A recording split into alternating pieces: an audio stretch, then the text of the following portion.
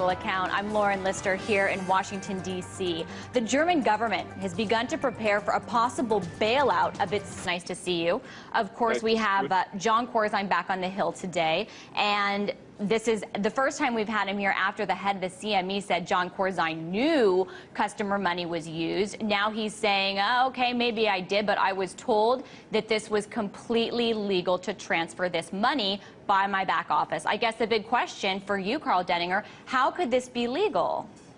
Basically sounds like is that he had a trade that was that he wanted to keep open, and so he was being asked to put up collateral or margin, and so he said, okay, he told his counterparties, here's the money. He took up and basically thought that that money would be put back in those accounts without customers ever seeing that it was confidence in the financial system for people that are genuinely trying to hedge risk, like farmers and airlines, the examples you brought up.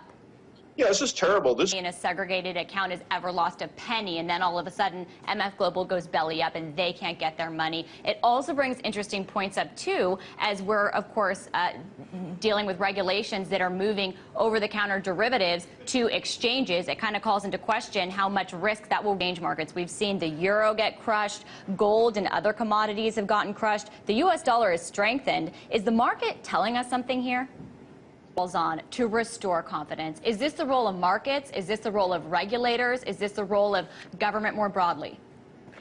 This is the role of markets, but the government has to... Behind it. That's a really interesting point you bring up. You know, I want to actually keep this conversation going with you, Mr. Denninger. I just want to take a quick break, and when we come back, I want to get more into Europe. That was Karl Denninger, author and blogger at marketticker.com. Then about lacking confidence. Moving on, of course, the Eurozone crisis has continued.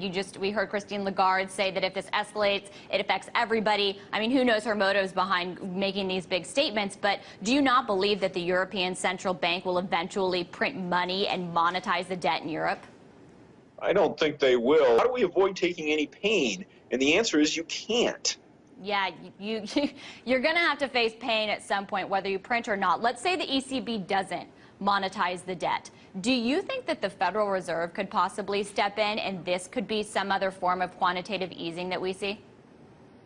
I don't believe... I'll leave it there for today. Thank you so much for being on the show. Appreciate all your insights on MF Global as well as Europe, how intertwined everything is and the risk of it all. That was Karl Denninger. He is author as well as a blogger on themarketticker.com.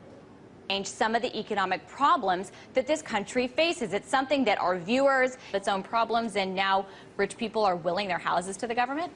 I feel, if this story is true, so even if you don't have a family, someone you drank coffee with that you liked, just give it to somebody else. Don't give it to the government. Well, because not only is $1 million, I mean, pretty much nothing when it comes to the debt, but I'm just really curious to know if actually this money goes to the debt or if it just, you know, goes to whatever random coffers or earmarks or, I mean, who even knows, right? What kind of oversight is there on donations? Well, Social Security fund gets... Used for this guy's money and house. I'm not sure if there's a better... Honestly, if I had that much money, I'd donate it to the government. What are you going to do with it? You have to be kidding. Shannon, what are you going to do with it? Come on. What are you going to do with it? If you don't have anybody, if you don't have anyone to give your house to or to give this money to, why wouldn't you just give it to the government? Because you've lived in this country with your freedoms for however many years. I don't know how many... Shannon, way to come out of left field with that one. I know, you're going to sideswiped us with that. I don't know. I would rather see people give it to... Well... We just know that breaking news just during our show, the Defense Authorization Act did pass. It was voted on by lawmakers today. So maybe that means that more money and funds are going to go into things like this mysterious and large object that made its way across Kansas on Monday and caused quite a stir. Take a look. Allegedly stealing cows. Now they're just dropping from the sky in Kansas. This is where your $1 million house is going to. If they keep on making drones that look like UFOs, there are going to be so many more UFO sightings, just videos online.